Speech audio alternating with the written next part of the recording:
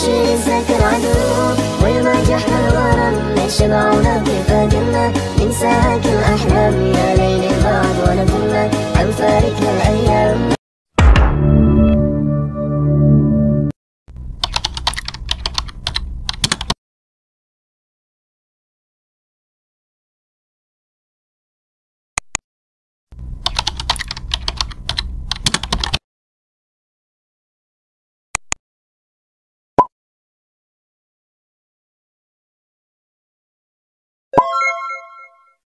Pengertian marah atau ghadab. Kata ghadab berasal dari kata ghadiba yaghdabu yang berarti marah, mengamuk, murka, berang, gusar, jengkel atau bahkan naik pitam.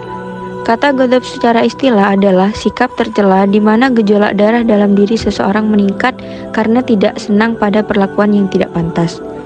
Ghadab merupakan fitrah manusia. Oleh karena itu, sikap ini haruslah dikendalikan atau bahkan diredam. Seperti firman Allah Subhanahu wa taala dalam surat Al-Imran ayat 133 sampai 134 yang artinya, yaitu orang yang menginfakkan hartanya di waktu yang lapang atau susah, dan orang-orang yang menahan amarah dan bersikap pemaaf kepada manusia, dan Allah mencintai orang-orang yang berbuat baik.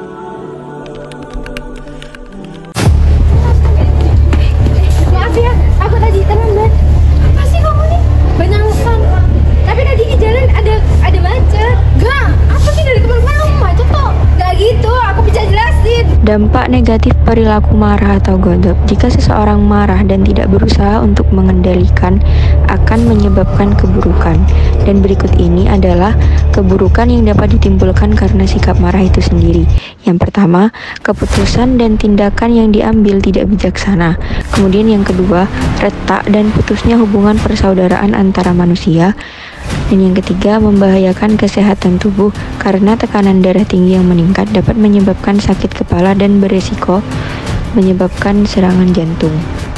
Sikap marah dapat menimbulkan beberapa dampak negatif, yaitu A. Menemui banyak kesulitan hingga menyesal. B. Tidak mendapat keuntungan melainkan mendapatkan kerugian. C.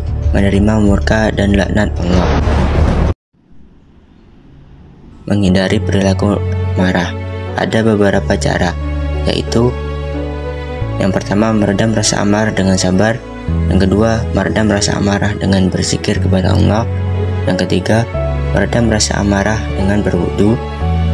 Yang keempat, meredam rasa amarah dengan cara merubah posisi atau berdiam diri.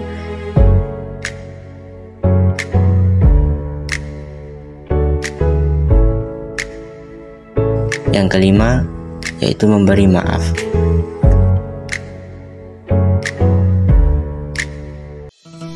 Munafik atau nifak. Pengertian nifak atau munafik. Nifak berasal dari akar kata nafakoh, berarti munafik, menyembunyikan, berbohong, dan berpura-pura. Kata ini diambil juga dari kata nafikoh, berarti salah satu lubang tikus. Jika kita mencari tikus di satu lubang, maka tikus itu akan mencari di lubang lainnya.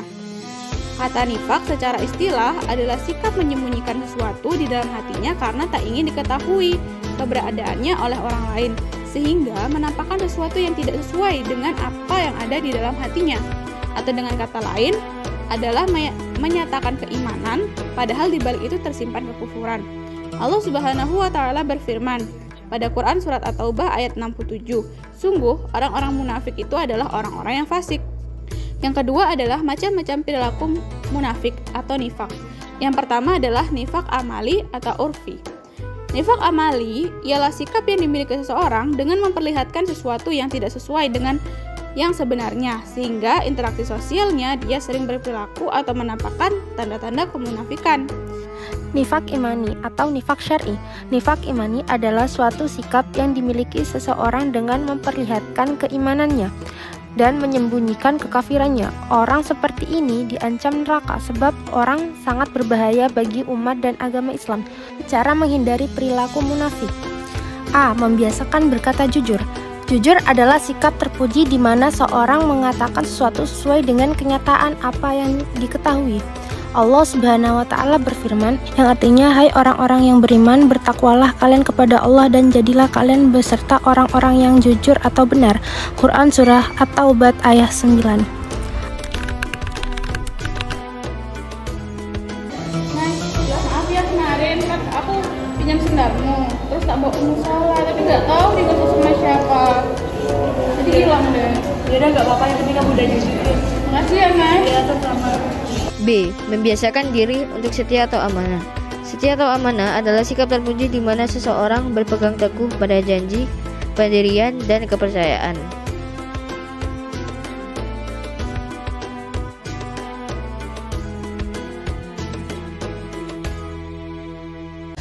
Selanjutnya yaitu keras hati. Apa itu pengertian keras hati? Sebelum masuk pengertian, Amin Syukur dalam terapi hati mengatakan bahwa Imam Al-Ghazali menjelaskan tentang 3 macam hati, yaitu yang pertama, hati yang sehat. Hati yang sehat ini ditandai dengan iman yang kuat dan pengalaman yang konsisten. Yang kedua yaitu hati yang sakit. Tandanya adalah adanya keimanan, ibadah, namun keimanan dan ibadah itu ternodai dengan keburukan dan kemaksiatan. Yang ketiga yaitu hati yang mati, yang ditandai dengan mengeras dan membatunya hati karena banyak kemaksiatan yang telah diperbuat.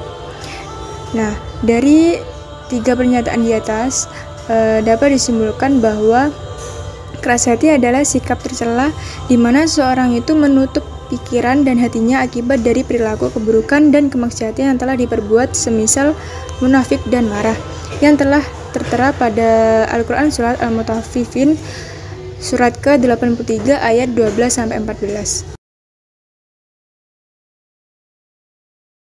Untuk menghindari diri dari kerasnya hati, maka kita dapat melakukan beberapa hal yang telah dikatakan oleh Imam Al-Qushairi yang dinukilkan dari Syekh Ibrahim Al-Khawas, yaitu yang pertama, membaca Al-Quran disertai dengan perenungan. Yang kedua, mengatur pola makan agar perut tidak kenyang, bergaul dengan orang-orang soleh.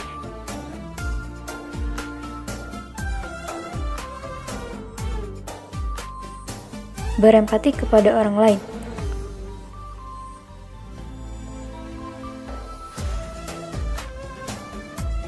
Rasulullah SAW bersabda, barang siapa yang mengusap kepala anak yatim laki-laki atau perempuan hanya karena Allah, baginya setiap rambut yang diusap dengan tangannya itu mengalirkan banyak kebaikan.